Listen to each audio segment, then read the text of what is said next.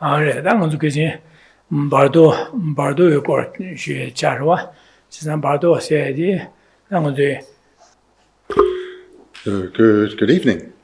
Last week or last month, we came as far as to look at the intermediate state. The intermediate state, or the Tibetans, what you know in the Bardo, is attained immediately following death. And the being taking birth in the Bardo, or rising in the Bardo, arises with complete sense faculties, is able to see beings of a similar type to themselves, or other Bardo beings of a similar type, as well as possessing qualities such as the flawless divine eye, or that is similar to the flawless divine eye. So the Bardo, last week then, we concluded by looking at the physical constitution of the intermediate state being. So last month, we looked at the physical constitution of the intermediate state being, and just before we come to the appearance of the intermediate state being, we look at the appearance of the intermediate state itself. So this is at the very top of page 176, the first paragraph. I'll just change one word in the second line. The intermediate existence of those who have cultivated non-virtue appears like black tarpaulin or like a dark night. And the intermediate state existence of those who have cultivated virtue appears like a white blanket or a moonlit night.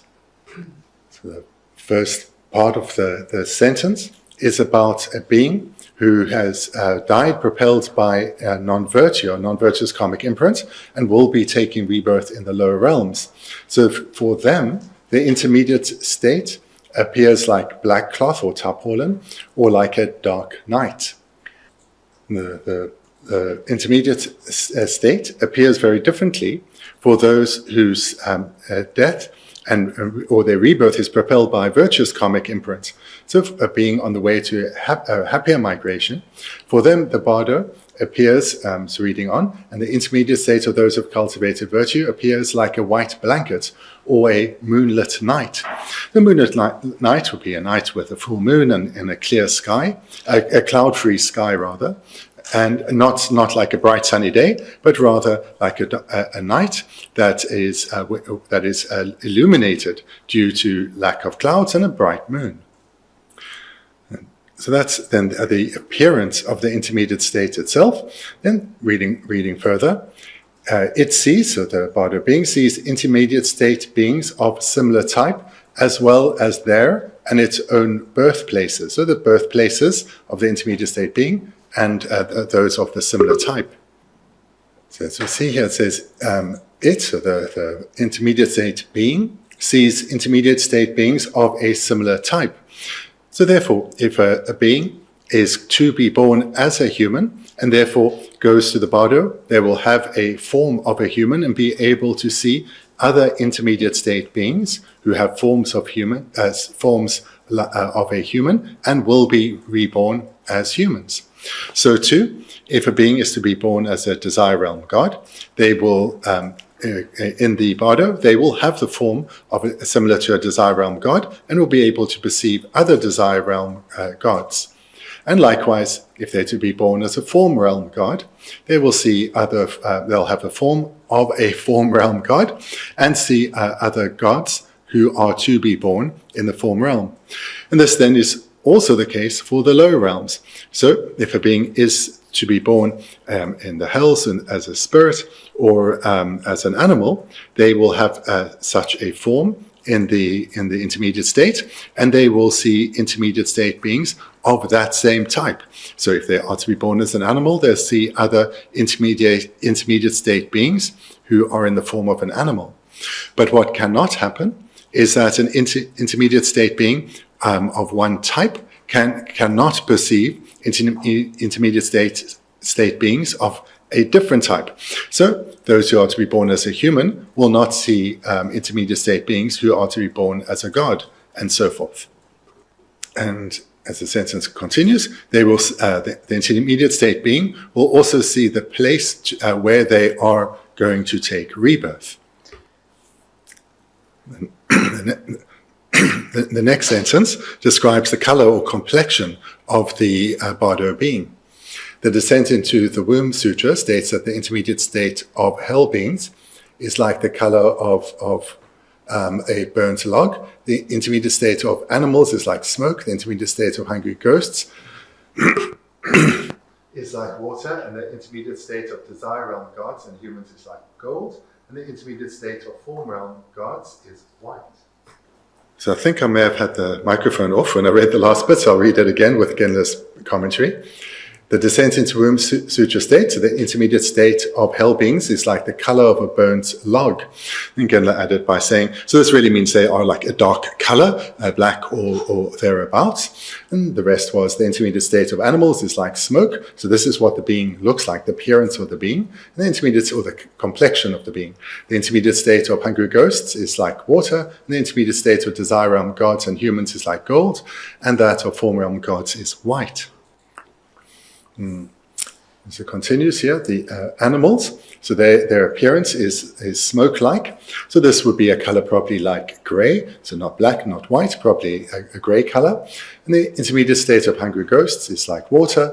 The intermediate state of desire realm gods and humans is like gold. And the intermediate state of form realm gods is white. And this is sourced from the Descent into the Womb Sutra. What we've seen here is that beings in the intermediate state can perceive intermediate state beings of their same type. So, as said, those who are to be born as humans will be in the form of a human and be able to see other intermediate state beings of a human form, but not others. But not intermediate state beings of another form. So here, I can maybe recount something that I've heard that is said in society, which is that when a loved one has died, then some people say, oh, my loved one died and is now in the intermediate state, and they came to see me and they spoke to me. And so there are stories like this, but that there are stories like this, and also what I've heard is that then the person being spoken to says, but I couldn't reply, so my loved one was very upset because we couldn't have a dialogue. So whilst such things are accounted in society, we see that this is not supported in the sutras at all. The next brief bit is to look specifically at what the realms, but in particular the formless realm. So the next paragraph, if you are born from the formless realm into the two lower rebirths, then there is an intermediate state. So if you are reborn from the formless realm into the two lower rebirths, there is an intermediate state. And reading further, however, if you are born from those two realms into the formless realm, the aggregates of the formless realm are obtained wherever you die, and there is no intermediate state. Reading the first sentence again, if you are reborn from the formless realm into the two lower rebirths, there is an intermediate state. So here the two lower rebirths are the two realms beneath the formless realm, which will be the form realm and the desire realm. So if one is to be born into the desire realm or the form realm, then one takes rebirth there by means of the intermediate state.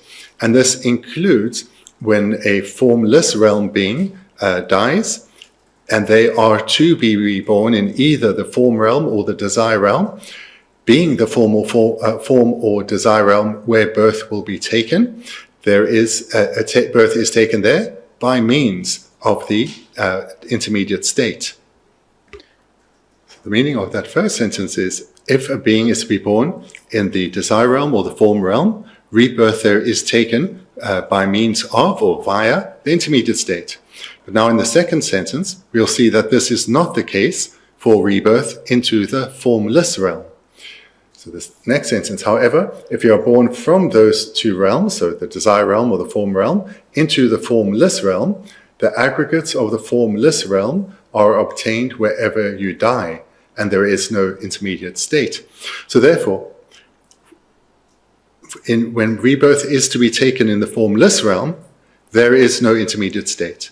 It's not the formless realm is attained wherever the being dies. It's immediately attained, not via or by means of the intermediate state. However, into the desire realm or form realm, then rebirth is taken by means of the intermediate state. Now the next part is about the direction of travel, maybe you could say it like that, the direction of movement, maybe, of the Bardo being.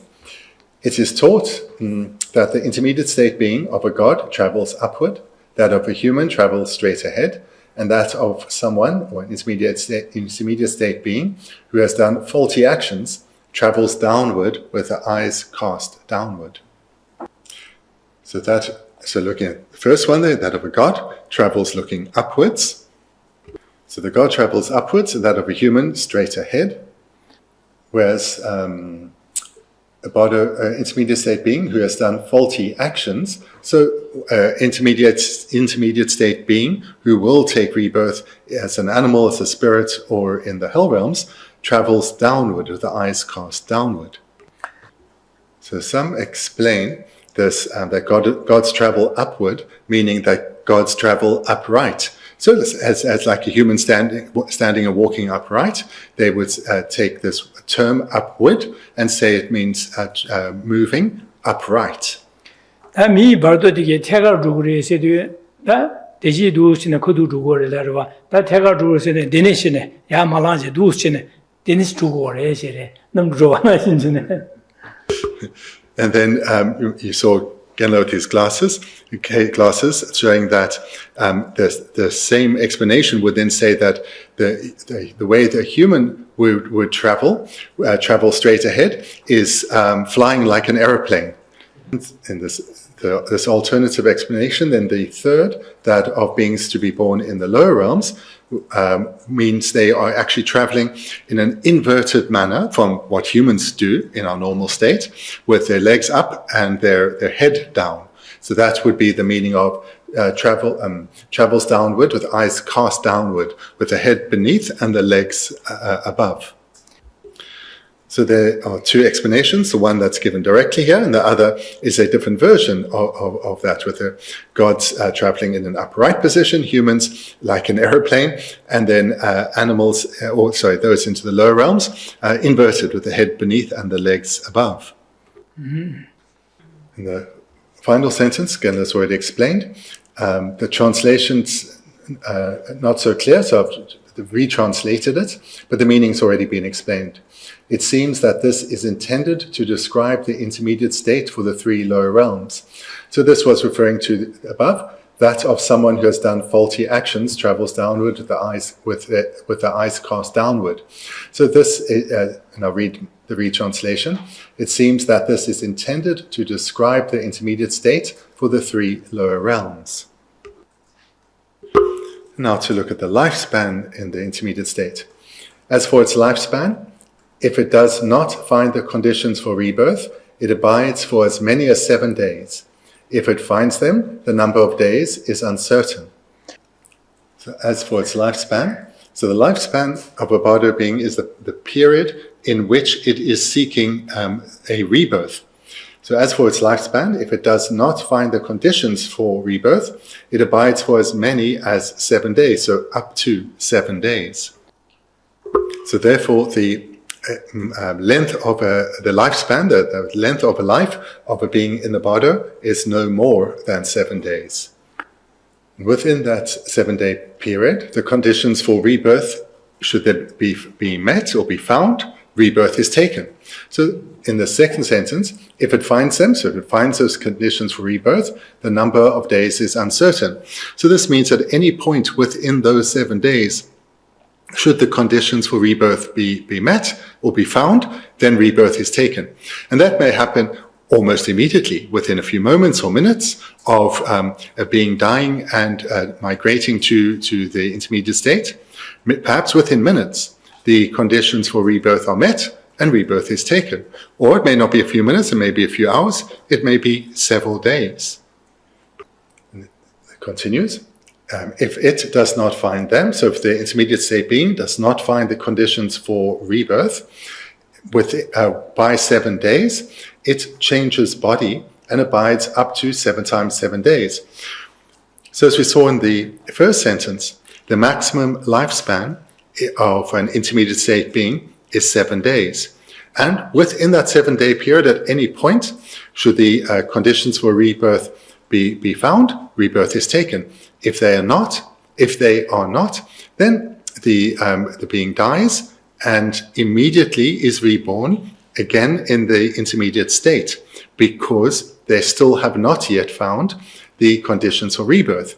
And they will, within now the second period of 7 days, will be seeking the conditions for rebirth. And should they be met at any point within that second 7-day period, rebirth can be taken.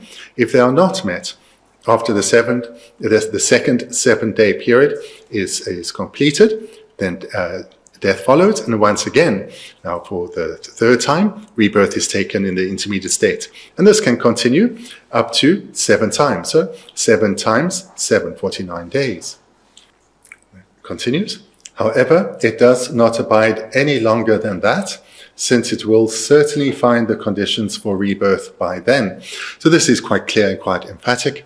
The maximum limit of a bardo existence is 7-day periods, so 49 days as a maximum. Within that period, rebirth conditions will be found.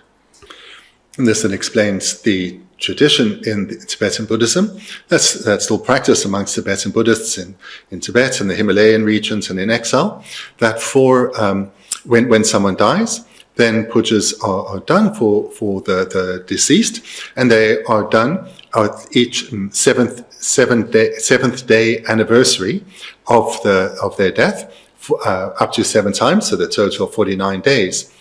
So why is that?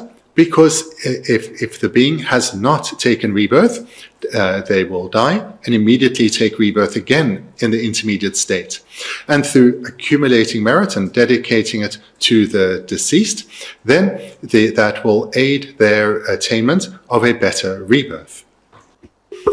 And so in the tradition, this is done for this 49 period and only up to the 49-day period, not beyond that.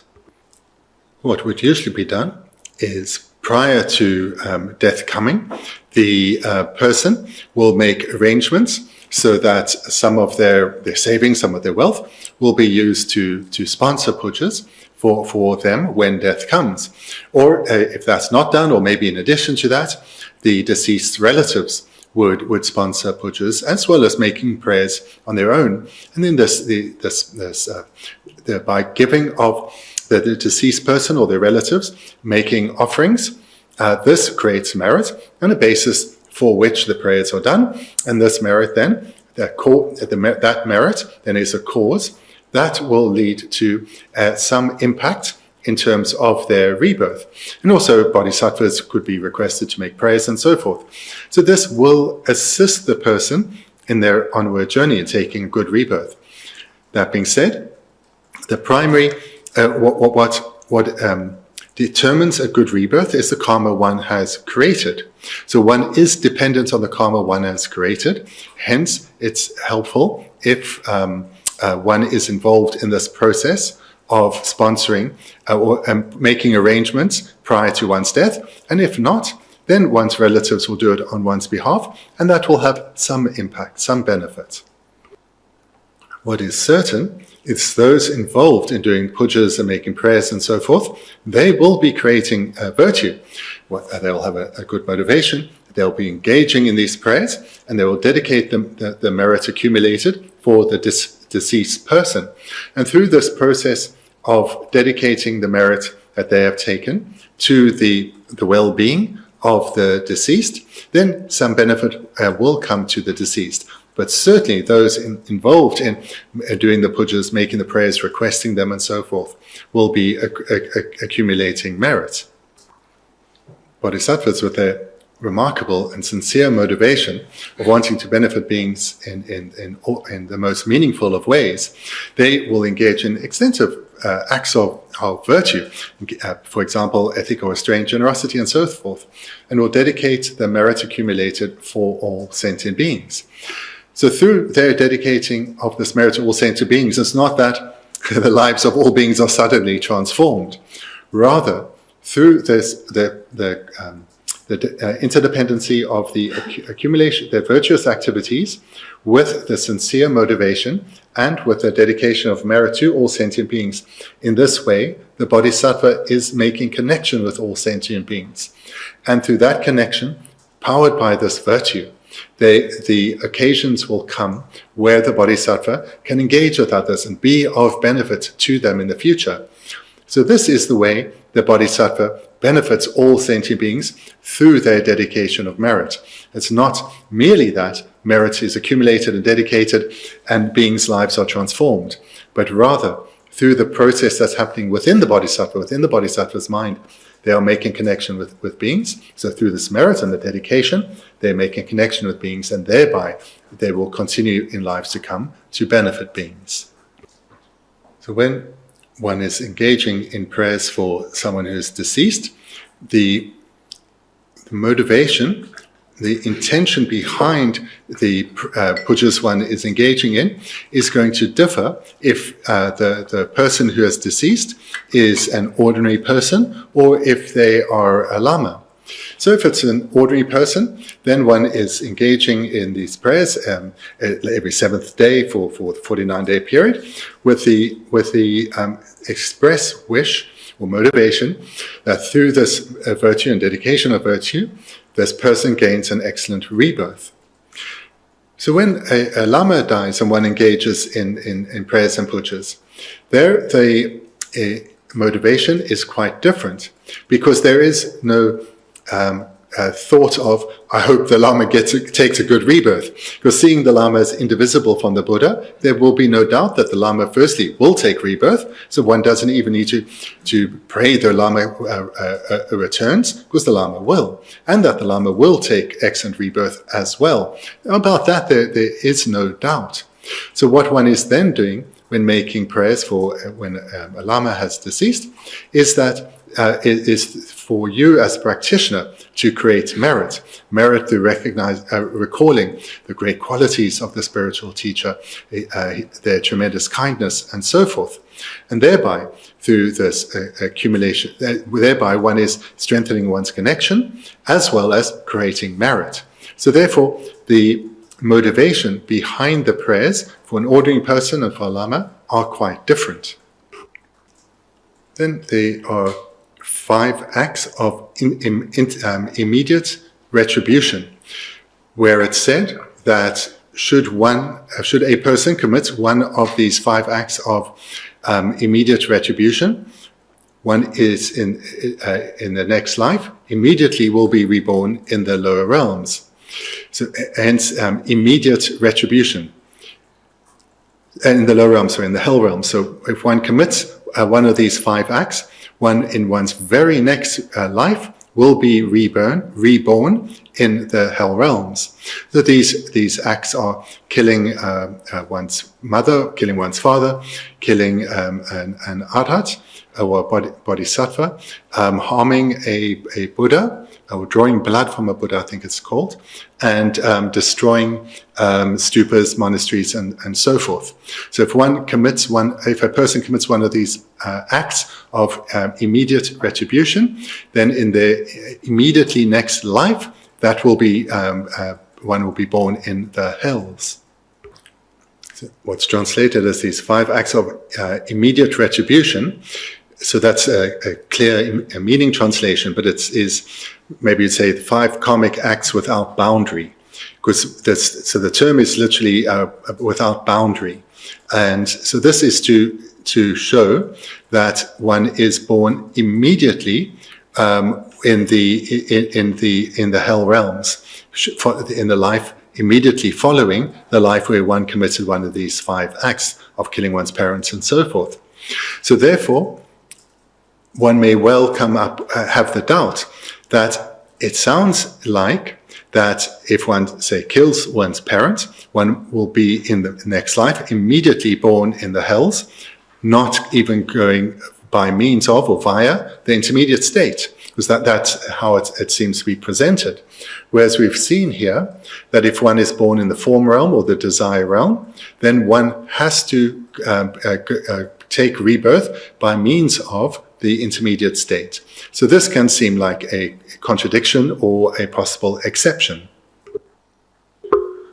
So this word translated as boundary, and it also can be translated as an intermediate space, which maybe works better here, like a border, juncture, an intermediate space.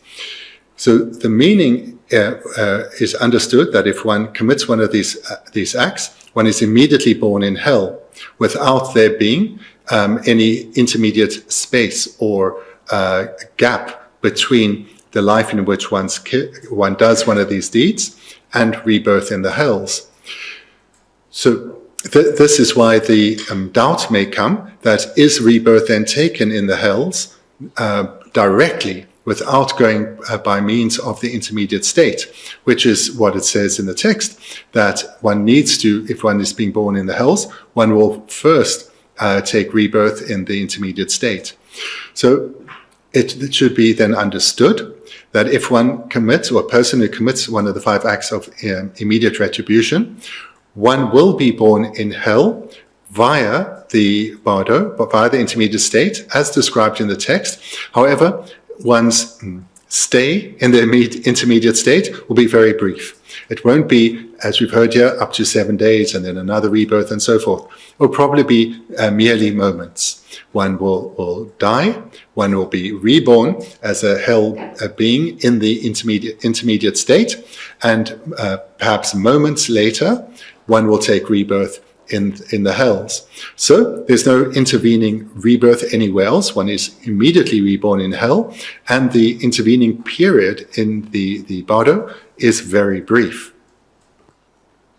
So then, in the final section here, after 7 days in the intermediate state, a god might die and transmigrate into, for example, another intermediate state of a god, or an intermediate state of a human being, and so forth. This is because the seeds of the intermediate state change through the changing activity of other karma. It is the same for other intermediate states. So as we've seen above, that there's a maximum lifespan of 7 days within the intermediate state. So we're seeing here, after 7 days in the intermediate state, a god might die, or god would die, if the conditions for rebirth haven't been met. So the god would die if the conditions for rebirth hadn't been met, and transmigrate into, for example, another intermediate state of a god. So they would die and take rebirth as perhaps again the intermediate state of a god. But if it's also entirely conceivable that if this intermediate state desire realm god, so again I was saying desire realm god, dies after 7 days, whilst it's entirely possible that they may take rebirth again in the intermediate state as a desire realm god, it is also possible that they may take rebirth in the intermediate state as a human being. As the text says, this is because the seeds of the intermediate state change through the changing activity of other karma. So therefore, the being can either stay in the same realm that they were going to be reborn in, or the realm they are going to be reborn in may well change. That final sentence is the same for other intermediate states. So this would be, because the example there was for the high realms of a god to a human. So if a being dies and then is to take rebirth as an animal, for example, then they'll be reborn in the intermediate state in the form of an animal. And if after 7 days they haven't found the conditions for rebirth, they will die. And they may well then take rebirth again in the form of an animal, or perhaps as a being from another realm, such as a preta, and then take rebirth in the intermediate state in the form of a preta. So this would be another permutation of before. So when taking rebirth by means of the intermediate state, if one is to be born as a human, or as a desire realm God, then in the intermediate state, one is in the form of a human or desire realm God, and one is of the size of, say, a 5-year-old human.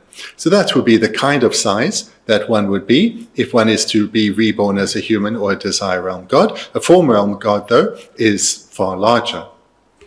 So what we've seen here in this sentence, after 7 days in the intermediate state, a God might die and transmigrate into, for example, another intermediate state God, or an intermediate state of a human being, and so forth. So there are presentations where this is not stated, but rather that if one takes rebirth as, say, a desire realm God, it takes rebirth in the Bardo as a desire realm God, and dies after 7 days, one will again necessarily take rebirth as a desire realm God in the intermediate state. There isn't a possibility to change realms in this way. So there are two different presentations. That concludes then this section of how the intermediate state is reached after death, and last week we looked at the process of death. So in this particular outline, to be honest, hopefully it's a little interesting, but it's not of great importance, in that when one is in the Bardo itself, one will have a certain appearance, and the Bardo itself around you, the Bardo itself will have a certain appearance, and the being has a certain appearance, and that is determined by one's karma. So how the process of the intermediate state works, it's hopefully interesting, but it's not that important. What is important is how one ends up in the Bardo. In other words, the karmic imprints that propel one's rebirth, which will go by means of or via the Bardo. So what is of particular importance is the virtue that we accumulate. And the time when to accumulate virtue so as to ensure an excellent rebirth is ideally right now, whilst we have time, whilst we have our energy, whilst we have capacity. Now is the time to accrue a vast wealth of virtue, particular that of ethical restraint, as well as the other various good qualities, so as to ensure the great likelihood of an excellent rebirth. And if one accumulates excellent virtue, then one doesn't need to be worried about having a bad physical complexion or appearances in the Bardo, because of the quality of karma one has accumulated. So now, in one's life, now is the time to focus on accumulating virtue and avoiding non-virtue, so as to ensure an ongoing excellent process. So we just looked at in this final paragraph in the middle, after 7 days in the intermediate state, a God might die and transmigrate into for another intermediate state of a God, or an intermediate state of a human, and so forth. So, and as I mentioned after I explained this in the next sentences, that there is a contrary view that actually the realm of a being cannot change, that there are these two presentations. And we actually touched on this, or the text touched on this last time. So if we go to the bottom of the previous page of 175, so the third line from bottom, it is set forth in the Treasury of Abhidhamma, so this is by Vasubandhu, that once any being has reached the intermediate state, there is no diverting it into some other rebirth. So this is not what was Lama Tsongkhapa presents later, but it is what I explained as being an alternative view. And then this bottom page 175 continues. However, the Asanga's Compendium of Abhidhamma also explains that changes do occur. So what Lama Tsongkhapa then wrote at the bottom of the section on page 176 was the view of Asanga. But because of the reference earlier of Vasubandhu, we see that both views are presented here. So then that's a good place to stop, but there's certainly still time. So if you have questions, then please feel free to ask. If the dissolution process periodically, is it different for a formless realm God? the dissolution process for an ordinary being, is it different from that of a formless realm God? Formless realm gods. Yeah. Dissolution. Different from, say, a human being, yeah? Okay. Dissolution at the time of death. Okay. So for humans, this is well documented in the texts the audience of the text is human beings. So there's the dissolution of the coarser consciousnesses into the subtler consciousnesses and appearances. So that's for humans, and it's clearly documented because the audience of the text is human beings. For formless realm beings, it's not presented. So what I can say with confidence is, not having form, then they're not going to have this stages of dissolution like humans have, certainly in terms of the coarser consciousnesses. This that they will not have. Whether there are similar subtle dissolutions and appearances like a human, I don't know, because it's not specified in the texts. Okay. So I just have two questions. So then I mentioned that according to Tsongkhapa, so in the intermediate stage, it is possible to change the type of being that you're going to inform. That it's possible to change. Right? So what is the cause for that change? Is it that the being has created virtue in the bardo that causes the change? Or is it your loved ones and other beings that have done prayers that are suitable to the Lama? What is the cause? One at a time, yeah.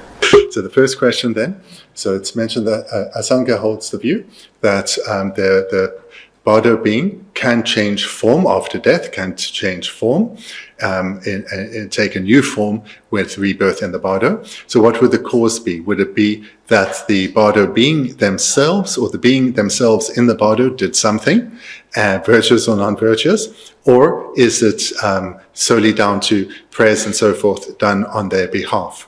Okay. So again, the answer isn't given in the text. So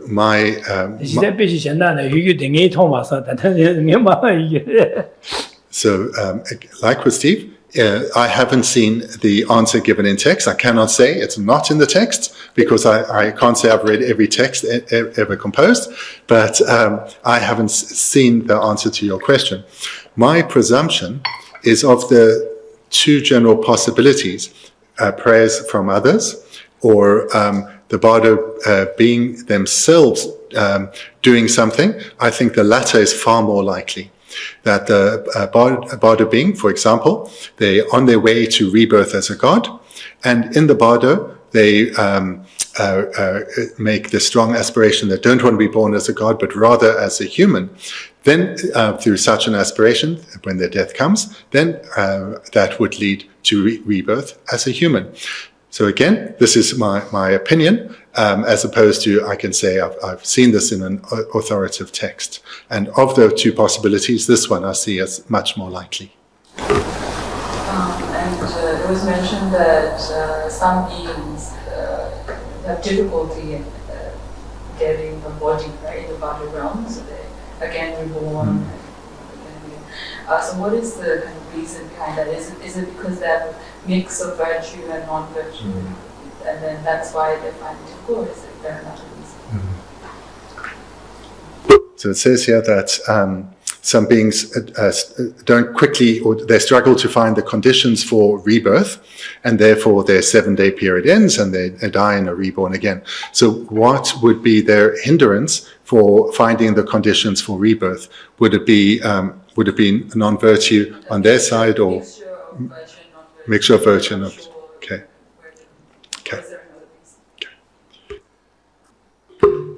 So the obstacle for quickly meeting the conditions for rebirth can come either from the side of the...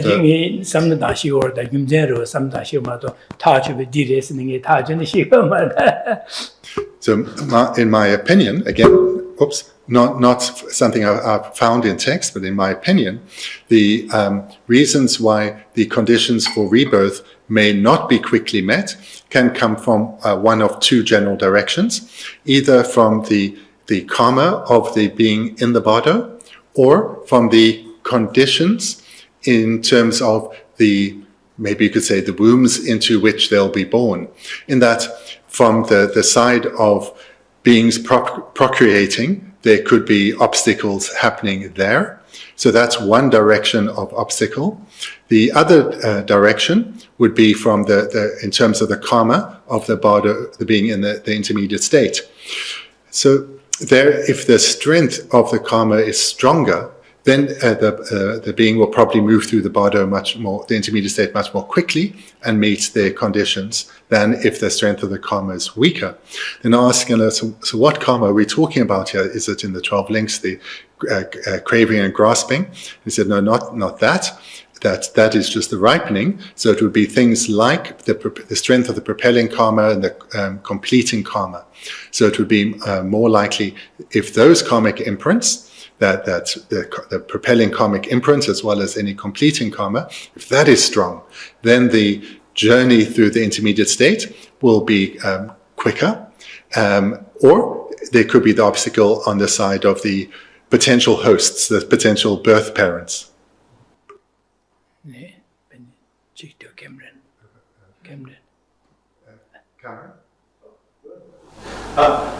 Just regarding the 7-day period, is the 7-day period the same from the perspective of the bardo being as it is from the perspective of external parties? In other words, when we think of 7 days, is that the same as how it seems to them? Okay.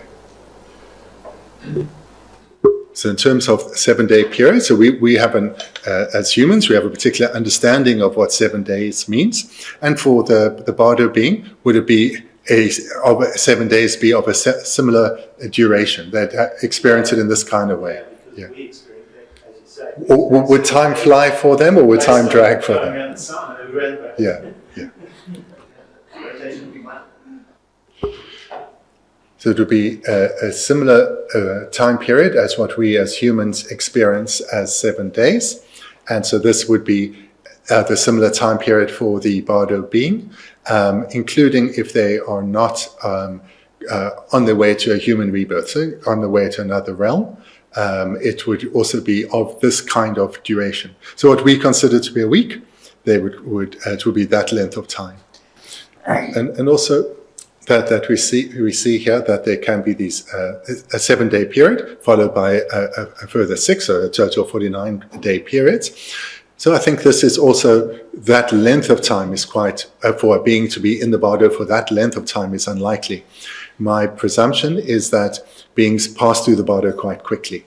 So probably even within the first 7-day period anyway. But that would be my presumption. So if one were to be able to really drill down in detail at the interdependency, the dependent arisings required, we'd see there are a vast number of conditions from the two directions. So the karmic push of, maybe you could say it like this, the karmic push of the bardo being, and then the karmic pull of the host family that they are to be born in. And there will be a wide variety of conditions within there in terms of what is contained within the karma during the pushing, what are the conditions on the potential host families, maybe you could say it like that. So there will be a number of details that need to match in order for the birth to be taken, and for these conditions for rebirth. And my guess is, as I said earlier, this will happen quite quickly, but it may not. And then this karmic, for the pushing side, this propelling karma, it may still have capacity to propel the second set of 7 days. It may be exhausted, and now a new imprint is required. So just like if one is wanting to travel to a foreign country and one applies for a visa and is ready to go, but the visa doesn't come, you have to do the whole process again. Your visa is declined and you have to now apply again. So it would be something like that. You want to reach your destination, but there was an obstacle. And now you have to go through the process again. So probably if one were able to look in great detail, we'd see there are a lot of variables that need to be met for the process to happen. 나는 상인 마다 개발했나 마다 바론 마 개발했나 디고마 쉬어야 And then tomorrow, we're going to the next part of the process, which is the taking of the rebirth. And so now we've just been traversing the intermediate state, and then tomorrow we're going to emerge from the intermediate state. Venerable Sepa, do you have a question? No. Okay. It's us? Yeah. Then thank you.